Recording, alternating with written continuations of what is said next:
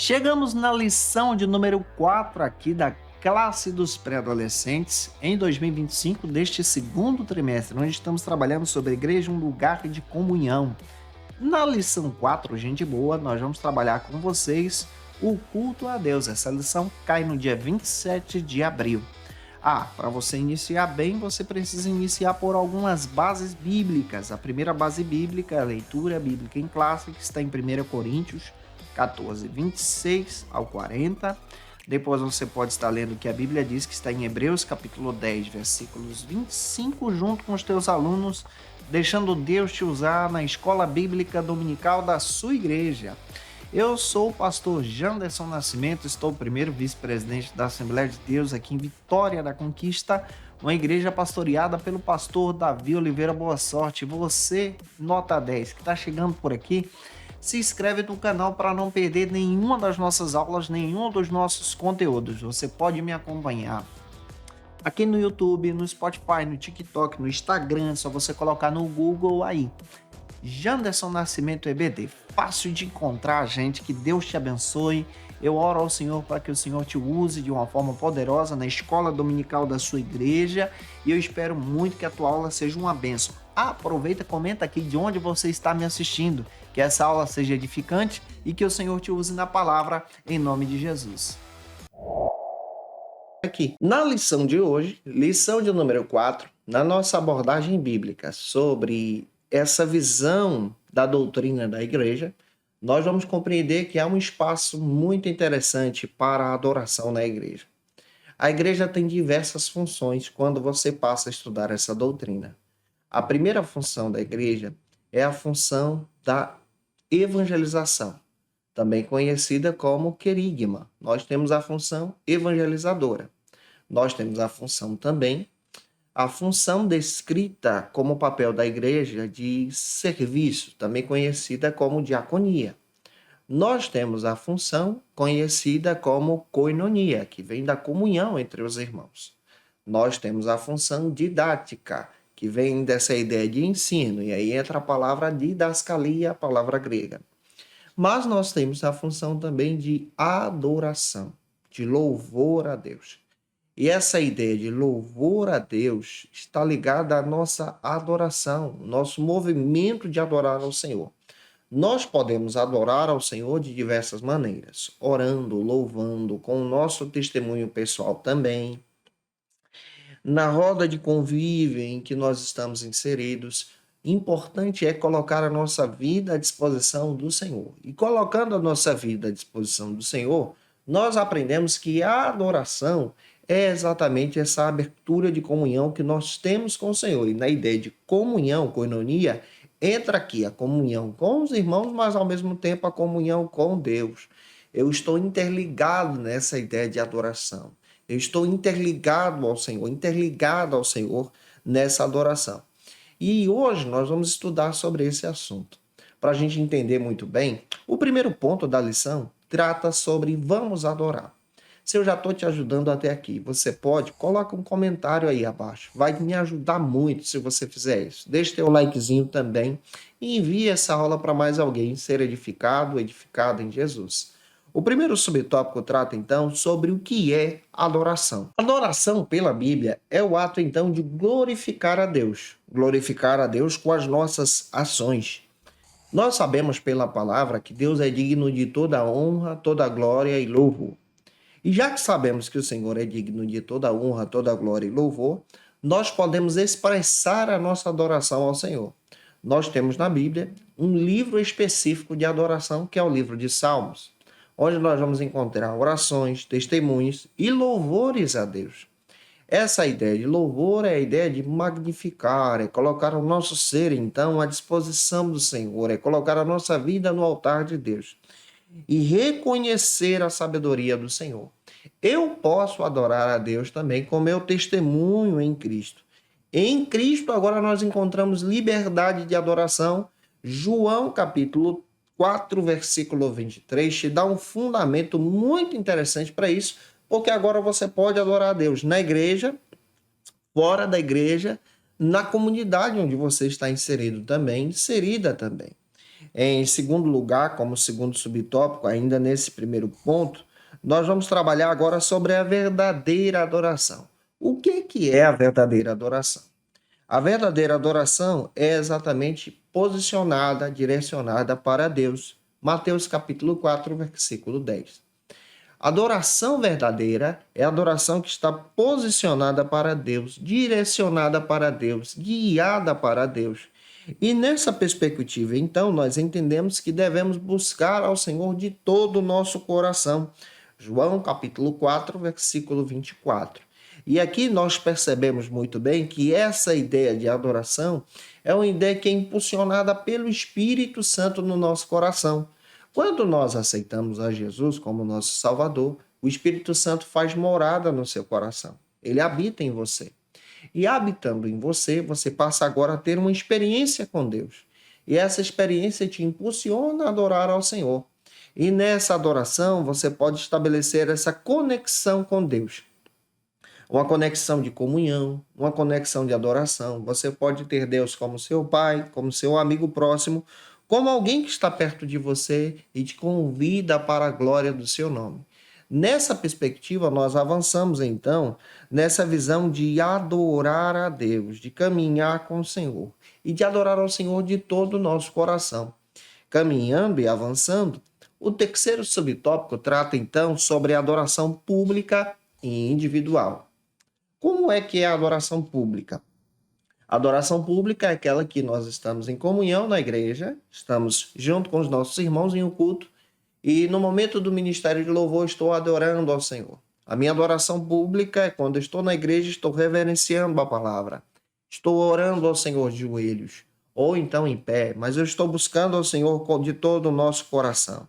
A adoração pública, então, levanta em nós essa visão de busca pela presença de Deus. E essa visão de busca pela presença de Deus nos leva então nesse crescimento em Jesus. E nesse crescimento em Jesus, caminhamos então para a glória do Senhor.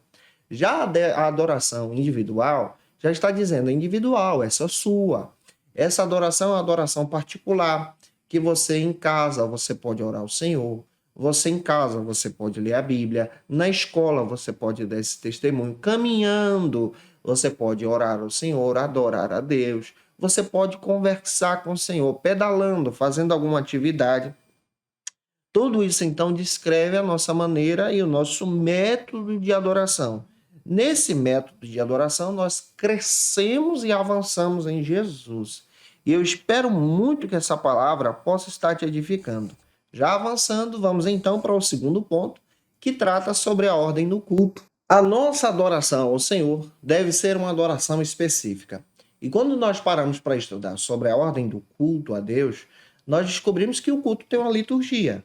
E essa liturgia também precisa ser específica e precisa ser seguida. Cada igreja tem um rito de liturgia, ou seja, um rito litúrgico na prática da adoração, e nós precisamos seguir conforme a adoração direcionada pelos nossos pastores.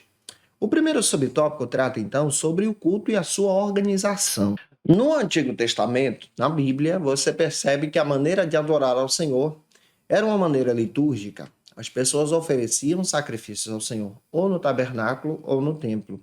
Mas esse sacrifício deveria ser seguido por uma liturgia. Existiam ofertas específicas para determinados sacrifícios. Por exemplo, existia uma oferta específica para o perdão dos pecados, uma oferta específica para a gratidão. Pegando isso, nós entendemos que hoje também nós precisamos ter uma orientação bíblica, uma orientação pastoral para a liturgia do culto. Ou seja, falar sobre liturgia é entender que um culto tem direcionamento. Por exemplo, na Assembleia de Deus, é comum nós percebermos que a abertura do culto ela é realizada com oração. Na sequência, nós vemos então o louvor da harpa cristã, nós vemos então os louvores congregacionais, nós temos uma leitura bíblica, nós temos também essa oração após a leitura bíblica, nós encontramos então essa visão de testemunhos dos irmãos, oportunidades distribuídas, ou individual ou para grupos. Nós temos então a própria adoração a Deus na questão dos dízimos e ofertas, porque também é um movimento de adoração, e temos então a palavra de Deus. Essa liturgia está presente. pós-palavras, nós encontramos o apelo e temos então a oração final e bênção apostólica. Tudo isso faz parte de um contexto litúrgico, um direcionamento, um padrão. E isso desenvolve então a nossa adoração. A nossa adoração deve ser uma adoração litúrgica. Eu estou falando de uma adoração coletiva. Quando é adoração individual, na adoração individual você precisa ter um tempo para orar, dobrar o teu joelho, ler a palavra, meditar na palavra. Isso já é outra liturgia de adoração. Isso é adoração individual, de buscar a Deus, de adorar ao Senhor. Na adoração coletiva, é necessário sim, para ter uma ordem, essa liturgia no culto. O segundo subtópico trata então sobre o culto que deve ser racional. O nosso culto público deve ser um culto racional. Racional por quê? Porque precisa ter entendimento. A ideia do culto é uma ideia didática, didascalia, de ensino da palavra. E essa ideia do ensino está interligada no próprio culto. A gente precisa entender a palavra, adorar a Deus através dos louvores, entender o que nós estamos cantando. Isso faz parte, então, da nossa sabedoria e do nosso conhecimento a respeito de Deus. E com isso nós vamos crescendo de forma espiritual em Cristo Jesus, avançando em todo o tempo. E avançando em todo o tempo, nós avançamos em Cristo. Outra compreensão que nós temos e precisamos também entender sobre essa adoração é que a adoração litúrgica, ela te traz um direcionamento para crescer em Jesus. Em terceiro lugar, nós temos então a ordem e a reverência nos cultos. O culto não pode ser feito, esse é o terceiro subtópico, não pode ser feito de qualquer maneira. O culto tem que ter ordem, tem que ter reverência. No culto nós adoramos ao Senhor. E na nossa adoração litúrgica do culto, nós então temos um modelo. Eu não posso adorar a Deus de qualquer maneira, com qualquer vestimenta, de qualquer jeito. Não é bem assim. Eu estou adorando o Rei dos Reis, o Senhor dos Senhores. E na hora da adoração, eu não posso ficar mexendo no celular, perdendo o meu foco. O meu foco tem que ser direcionado a Deus. Na hora da adoração, eu não posso, por exemplo, estar conversando com minha irmã, tirando o meu foco da adoração. A adoração tem que ser exclusiva para Deus. Então, isso fala de liturgia. Em terceiro lugar, avançando então no nosso terceiro ponto da lição, nós vamos trabalhar sobre os preparativos para servir. Na ideia de servir, entra aqui a palavra diaconia. Nós temos então essa ideia de serviço. A igreja é diácono, ela é serva da comunidade, e na nossa adoração, servindo a Deus, nós estamos adorando também.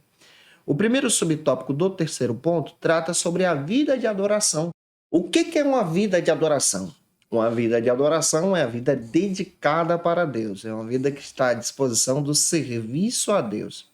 Uma vida que se coloca em comunhão com Deus para esse serviço. E essa ideia de comunhão com Deus para esse serviço está interligada nessa adoração específica para o Senhor.